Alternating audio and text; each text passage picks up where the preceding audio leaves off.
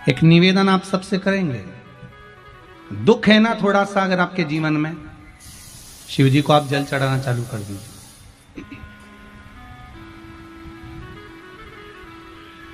शंकर भगवान को आप जल चढ़ाना प्रारंभ कर दो। अगर दुख है ना जीवन में, शिव जी को जल चढ़ाना प्रारंभ कर दो।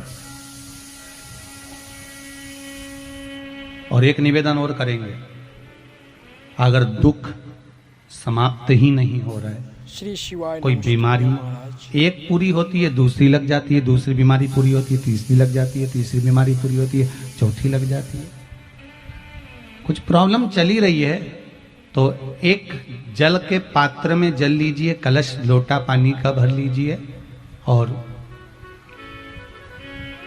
उस पात्र में चावल के 2 दाने डाल लीजिए, अक्षत के 2 दाने डालिए।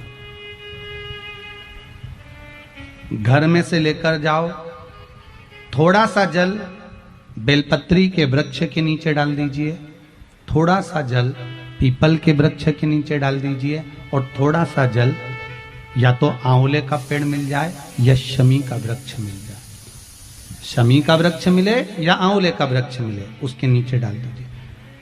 3 जगह पर अगर कोई बीमारी ऐसी हो गई कि वो समाप्त नहीं हो रही, बड़ी बड़ी तकलीफ, मतलब एक बार दवाई अगर चालू हो गई तो दवाई बंद ही नहीं हो रही है, तो उसके लिए आपको 3 जगह पर जल चढ़ाना प्रारंभ कर दो। मात्र 1 हफ्ते से ज्यादा चढ़ाना भी नहीं पड़ेगा। जैसे 1 हफ्ते आप टेबलेट लेते हो, गोली लेते हो, 1 हफ्ते चढ़ाना प्रारंभ कर दो। सबसे पहले बेलपत्री के पेड़ के नीचे क्या करना है, जल का पात्र लेना है, उसमें 2 दाने चावल के डालना, 2 दाने अक्षत के डालिए। पहले बेलपत्री के पेड़ के नीचे जाओ, वहां जल चढ़ाओ, फिर जाइए पीपल के वृक्ष के नीचे, वहां जल चढ़ाइए। आखिरी में या तो शमी के नीचे या फिर आंवले के नीचे, इन दोनों में से कोई एक वृक्ष जिसके नीचे। पर 1 हफ्ते अगर आपने आंवले में चढ़ाया है तो आंवले में ही चढ़ाना, शमी में चढ़ाया है तो शमी में चढ़ाना है। ये बदल के मत चढ़ाना कि आज मैं शमी में चढ़ा देती हूँ, कल आंवले में चढ़ा दूंगी, ऐसा नहीं। कितना सुंदर कहा है, जब जिंदगी बहुत संघर्ष में चल रही हो, बहुत दुख का जीवन चल रहा हो, बहुत कष्ट का जीवन चल रहा हो, बहुत कष्टमय जीवन चल रहा हो, तब शमी के 5 पत्ते, शमी के 5 पत्ते एक दुर्वा के साथ, एक अक्षत चावल का 1 दाना, वो भी हल्दी में भिंगोया हुआ हो या केसर में भिंगोया हुआ हो, शमी पत्र 5, 1 दुर्वा, 1 चावल का दाना, जो दिल से हृदय से बेलपत्री के वृक्ष के नीचे पार्थिव लिंग का निर्माण कर कर मट्टी का शिवलिंग बनाकर प्रदोष काल में, मतलब शाम के समय पर शिवलिंग बनाकर उस पे जल चढ़ाकर, जो ये 5 शमी का पत्र, 1 दुर्वा और 1 चावल का दाना, अपनी कामना कर कर जो दुख चल रहा है बाबा से विनय कर कर 1-1 पत्ता जब समर्पित कर दे, फिर 1 दुर्वा समर्पित कर दे, फिर 1 चावल का दाना समर्पित कर दे और बाबा का वहीं पर पुनः विसर्जन कर दे, 3 महीना तो जाने दो, 15 दिन के अंदर वो दुख कटता जरूर है, चाहे कोई भी दुख, किसी भी तरह का दुख क्यों। 1 बेलपत्र के वृक्ष की परिक्रमा करने वाले को हजारों अश्वमेध यज्ञ का फल प्राप्त हो जाता है, हजारों अश्वमेध यज्ञ का फल प्राप्त हो जाता है। उसी तरह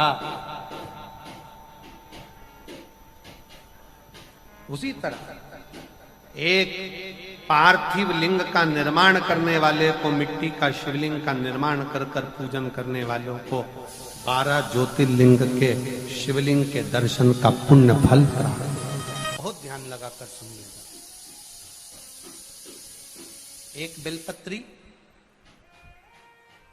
और उस बेलपत्री में 1 चंदन की बिंदी और 1 अक्षत का दाना मात्र रखकर भी अगर शिवालय पर चढ़ा दी जाती है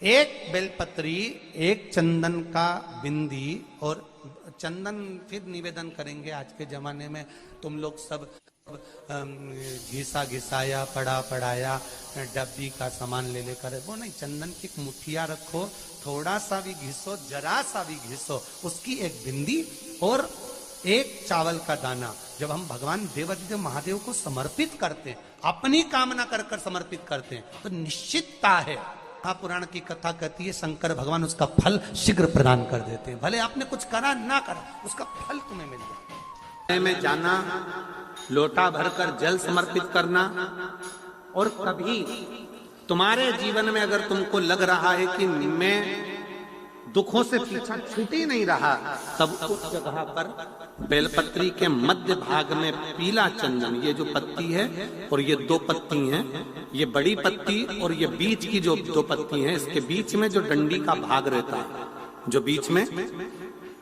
डंडी का जो भाग है, बड़ी पत्ती और ये दो छोटी पत्ती के मध्य में जो डंडी का भाग है, उस डंडी के भाग में पीला चंदन और एक अक्षत पीला शंकर भगवान को आप अगर प्रदोष काल में समर्पित कर रहे हैं, तो ये निश्चित है कि धीरे धीरे कर कर वो दुख समाप्त होगा, वो दुख कटेगा ही। प्रगत वर्णन किया गया शंकर भगवान की आराधना में, शिव की आराधना में, जब तुम्हें लगता है कि तुम्हारा व्यापार नहीं चल रहा, कोई तुम्हें धोखा दे रहा है, लक्ष्मी नहीं आ रही, बहुत चिंता में पड़े हुए हो, बहुत टेंशन में जिंदगी चल रही है, बहुत बीमारियां तुमको घेर ली है और चारों तरफ अंधेरा ही अंधेरा नजर आ रहा है, तुमने विचार करा अब मैं तो मर जाऊं तो अच्छा, मैं सुसाइड कर लूं तो अच्छा, मैं मर जाऊं तो अच्छा, तो मरने से पहले एक काम कर कर देखना, शंकर भगवान की आराधना कर कर देखना, शिव पर एक लोटा जल चढ़ा कर देखना, और ज्यादा चिंता, ज्यादा टेंशन हो तो बेलपत्री के जड़ को घिसकर उसका चंदन बनाकर शंकर को लेपन कर कर उसकी भी आराधना कर कर देखना कि बेल चंदन का फल क्या। बेलपत्र, एक बेल, ये कोई साधारण नहीं, एक बेलपत्र, एक बेल, ये कोई साधारण नहीं, एक बेल। इसकी नीचे की डंडी से लेकर ये दो पत्तियां जहां लगी हैं, और दो पत्ती से लेकर ये बीच की जो पत्ती है उसमें जो गैप है, उसमें जो जगह है, दिख रही है आपको, ये दो पत्ती से लेकर बीच की पत्ती के बीच में जो जगह खाली रहती है, 33 कोटि देवी देवताओं विराजमान रहते हैं इस बीच की जगह में। जब शिव जी को चढ़ाया जाता है तब इस पत्ती के बीच की जगह शंकर के शिवलिंग पर रखा जाता है, तो शिव जी इतने प्रसन्न होते हैं कि मेरी स्तुति करने के लिए ये भक्त 33 कोटि देवताओं को लेकर आया है, मेरी स्तुति करने के लिए। लोग चावल लाए, लोग अंबारियां लाए, धन लाए, दौलत लाए, संपदा लाए, पर एक शंकर का भगत ऐसा होता है जो एक बेलपत्री के रूप में 33 कोटि देवताओं को, 64 योगिनियों को, आदि शक्तियों को शंकर को समर्पित करता है।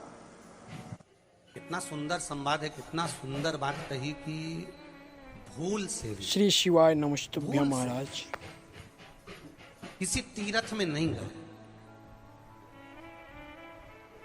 कहीं हमने गौदान नहीं करा, कहीं हम किसी तीर्थ में नहीं गए, हमने कहीं गौदान नहीं करा, हमने कहीं ब्राह्मण भोजन नहीं कराया, हम कहीं गंगा यमुना कावेरी सरस्वती नर्मदा छिपरा पुण्यवान नदी में हम स्नान नहीं कर पाए। शिव महापुराण की कथा कहती है भूलवश भी अगर पिपलेश्वर या बटकेश्वर किसी शिवालय पर भूल से भी अगर एक लोटा जल चढ़ जाता है तो देव अधिदेव महादेव सारे तीर्थों का फल अपने आप प्रदान कर देते हैं। भूल से भी चढ़,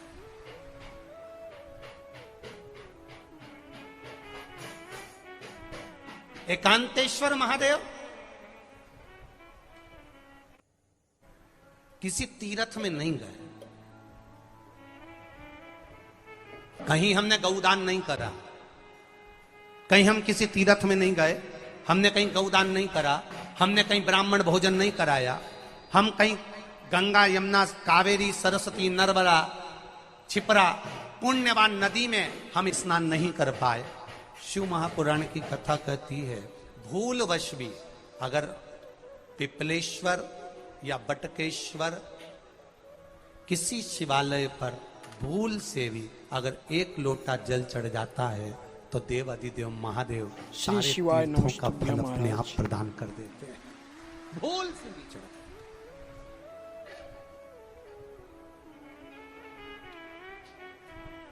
एकांतेश्वर महादेव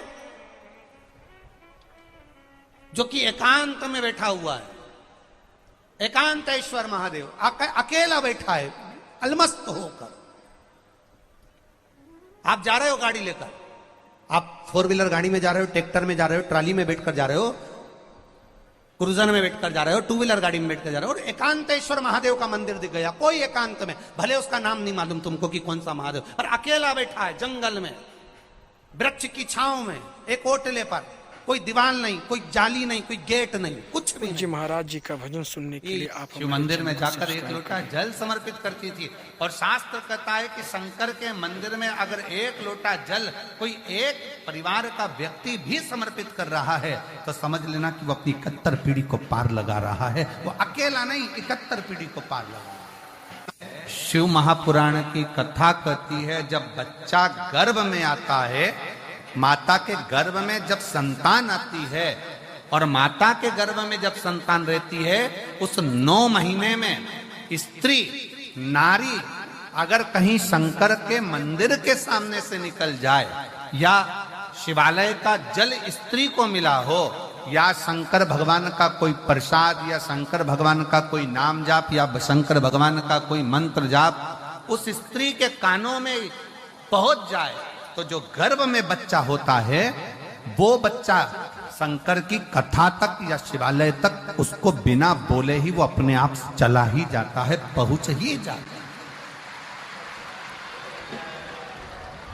उस गर्भ में रहने वाले बच्चे को भगवान शंकर के मंदिर के सामने से भी कोई गर्भवती स्त्री निकल कर चली जाती है तो उसका भी फल उसको प्राप्त हो जाता है, उसका भी फल उसको प्राप्त हो जाता है। और वो फल साधारण नहीं होता। क्यों? बेलपत्री को जब भी चढ़ाया जाता है तो पीछे की डंडी पकड़कर नहीं चढ़ाया जाता। बेलपत्री को चढ़ाने के लिए मध्य भाग को, जैसे यह बेलपत्र होता है तो इसका मध्य की जो डंडी होती है, मध्य भाग होता है बेलपत्री का, तब मध्य भाग को पकड़कर हम भगवान शंकर को बेलपत्र समर्पित करते हैं। कोई भी बेलपत्र ऐसे नहीं चढ़ाता कि डंडी पकड़ के चढ़ा दिया, फिर पीछे की डंडी पकड़ के चढ़ा दिया, फिर पीछे की डंडी पकड़ के चढ़ा दिया, फिर डंडी पकड़ा, फिर चढ़ा दिया ना। मेरे देवाधिदेव महादेव को जब भी बेलपत्र चढ़ाया जाता है तो मध्य भाग, पीछे की डंडी पकड़कर नहीं, मध्य भाग से भगवान शंकर को बेलपत्र समर्पित किया जाता। मध्य भाग से जब भी पकड़ेंगे तो मध्य भाग को पकड़कर बेलपत्र समर्पित करेंगे। क्यों?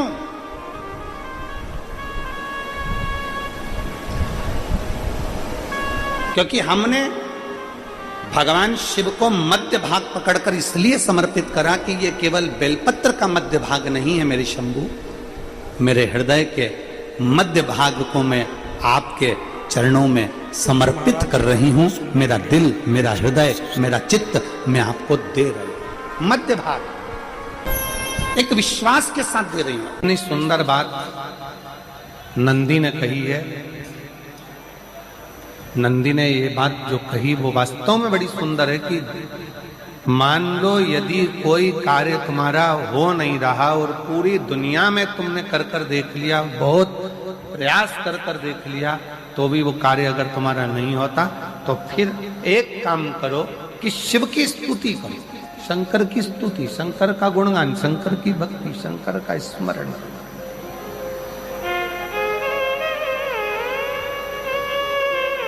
फिर शिव की स्तुति करिए, शंकर से विनय करिए, शंकर से निवेदन करिए, शंकर का गुणगान करिए।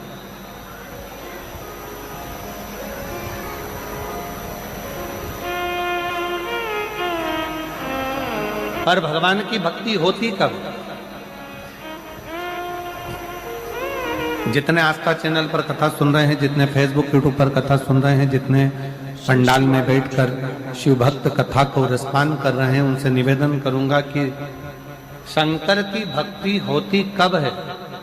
शंकर का स्मरण कब होता है? शंकर की भक्ति कब होती है? शंकर की कथा सुनने में मन कब लग सकता है? जब अपने भीतर की अभिमत्ता, अपने भीतर का अहम, अपने भीतर का अहंकार, अपने भीतर की आसक्ति, अपने भीतर का काम, अपने भीतर की तृष्णा जब दूर हो जाए तो समझो कि आप शिव में मन लगा बैठे। कितने सारे लोग बैठे हैं यहाँ पर कथा में, सब पंडालों के अंदर लोग शिव भक्त बैठे हुए हैं। कई लोग ऐसे भी होंगे जिनका आकर बैठ तो गए पर दिल नहीं लगता। दो जल व्यक्ति के जीवन को बदलते। कितने जल? जम के बोलो जरा। दो जल। एक देवाधिदेव महादेव के लिए भरा गया 1 लोटा जल और दूसरा है स्वयं के लिए भरा गया 1 लोटा जल। यहां पर अगर बुजुर्ग मेरी माताएं बैठी होंगी, मेरी जीजियां बैठी हैं, मेरे जीजा बैठे हैं, बुजुर्ग जितनी माताएं बैठी हैं, वो पुराने समय का अगर लेख उठाकर देखेंगे तो पुराने समय के लोग भोजन करने बैठते थे ना, तो भोजन करने से पहले अपने पानी के लोटे को भरकर, अपना गिलास भरकर बैठते थे। किसी ने देखा है कि नहीं देखा? जम के बोलो जरा। देखा है आप लोगों ने?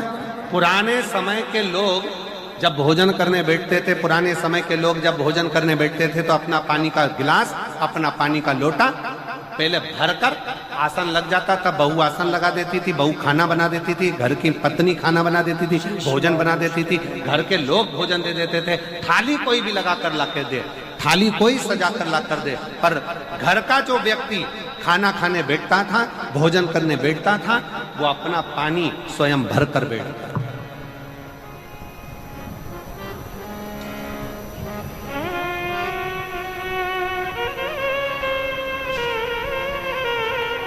अब आज के जमाने में दुनिया के लोग कहते हैं मैं दुकान चला रहा हूं, दुनिया के लोग कहते हैं मैं घर चला रहा हूं, दुनिया के लोग कहते हैं मैं ये कर रहा हूं। तुम अपना खुद का पानी भरकर तो बैठ नहीं रहे और कह रहे हो कि घर चला रहा हूं।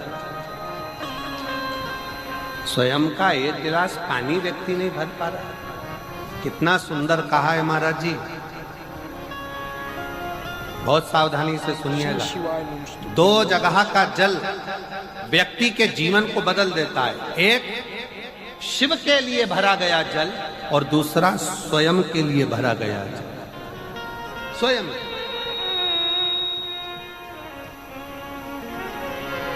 शंकर के मंदिर में जा रहे हो, 1 लोटा जल अपने घर से भरकर लेकर चले जाओ और अपने घर में जब तुम भोजन करने बैठ रहे हो, जब तुम रोटी खाने बैठ रहे हो, भोजन करने बैठ रहे हो, भोजन ग्रहण करने बैठ रहे हो, जब तुम भोजन को ग्रहण करने के लिए बैठ रहे हो, तब अपने घर में जब तुम भोजन ग्रहण करने बैठ रहे हो तो 1 लोटा जल या 1 गिलास पानी भर कर बैठो। बहू अच्छी है, पानी भरेगी, मना नहीं है। बेटा अच्छा है, पानी भरेगा, मना नहीं है। पोता अच्छा है, पोती अच्छी है, नाती अच्छा है, पंती अच्छा है, घर में सब अच्छे हैं। तुम्हारी पत्नी भी अच्छी है, तुम खाना खाओगे तो वो पानी ला कर दे देगी। तुम्हारी बहू भी अच्छी है, तुम भोजन करोगे तो वो पानी ला कर दे देगी। तुम्हारा परिवार का हर व्यक्ति अच्छा है, तुम्हारा कहना मानता है। तुम जिमने बैठोगे, भोजन करने बैठोगे तो वो पानी ला कर देगा। पर शिव पुराण की कथा कहती है, जो व्यक्ति भोजन करते समय अपना जल स्वयं भर कर बैठता है, उसकी जिंदगी में से 3 रोग समाप्त हो जाते हैं। कितने रोग समाप्त हो जाते हैं? 3। पहला, अपना जल स्वयं भरकर बैठने वाले के घुटने का कभी भी डॉक्टर उसके घुटने बदलने का बोलेगा ही नहीं, घुटना बदल ही नहीं सकता। स्वयं का जल भरकर बैठे। दूसरे नंबर पर, जिसकी रीढ़ की हड्डी में कमर से लेकर कंधे तक जिसकी हड्डी में दर्द होता हो, या जो सुबह सुबह सोकर उठता हो और उसके कंधे दुखते हो या पीठ दुखती हो, दूसरे नंबर का रीढ़ की हड्डी का दर्द, और तीसरे नंबर का डॉक्टर को दवाई खा खा कर परेशान हो गए, और आधा सिर का रोग, भुकुटी, ये भौएं दुखती हो, सिर दुखता हो, ये कान के पास का दर्द होता हो, तो अपना भोजन करते समय अपना पानी स्वयं भर कर बैठो, आपको ये 3 रोग से मुक्ति अपने आप मिलना प्रारंभ होगा, अपने आप। श्री शिवाय नमस्ते। अब किसी ने कहा गुरुजी पत्नी पानी ला कर देती है, पति पानी ला कर देता है, बेटा पानी ला कर देता है, बहू पानी ला कर देती है, पोता पोती पानी ला कर देते हैं, नाती पंती पानी ला कर देते हैं, नौकर लगे घर में वो पानी ला कर देते हैं, सेवादार लगे घर में वो पानी ला कर देते हैं, तो हमको पानी लाना क्यों जरूरी है? तो अग्नि पुराण में वर्णन आता है कि जो घर में पानी जिस मटके में भरते हो, जिस हंडे में भरते हो, जिस बाल्टी में भरते हो, जिस टंकी में पानी भरते हो, पीने का पानी जिस हंडे में, मटके में, बल्टोई में, जिस गगरे में तुम भरते हो, वो स्थान पितरों का स्थान रहता है। जब हम पानी भरकर भोजन करने बैठते हैं तो हमारे पितर भी उस स्थान पर आकर निश्चित जगह पर बैठते हैं, और जब हम भोजन ग्रहण करते हैं तो हमारे पितरों के भाव का आशीर्वाद हमारे ऊपर पड़ जाता है, जिससे हमारे 3 दर्द समाप्त हो। स्वयं भरो, स्वयं। श्री शिवाय नमस्ते। अब आज का जमाना इतना विचित्र है कि नौकर चाकर, परिवार, घर इतना बड़ा हो गया। आज के जमाने में कोई सोफे पे से उठना पसंद नहीं करता, वहीं से आवाज लगा देते हैं, ला मेरा भोजन लगा दे, रोटी लाओ। रोटी आई तो मालूम पड़ा पानी ला कर रखा बहू ने। वो बहू ला देगी, बहुत अच्छी है, बहू बेकार नहीं है, बहुत अच्छी है, बेटी बहुत अच्छी है, ला देगी पानी, भोजन भी लाएगी, पानी भी लाएगी, सब कुछ लाएगी। पर पहला फर्ज अपना है, जब तक शरीर चले, पांव चले, हाथ पैर चले, और तुम पलंग पर नहीं पड़े हो, तुम्हारा शरीर अगर चल रहा है तो पहले रसोई घर में जाओ, लोटा भर, लोटा नहीं भर सकते तो गिलास भरो, गिलास नहीं भर सकते तो थोड़ा सा कटोरी में पानी भरो, पर अपने पीने के लिए थोड़ा सा जल स्वयं के लिए लेकर आओ। वो जल इतना कारगर होगा कि तुम्हें रोग से निवारण करता चले जाएगा, रोग समाप्त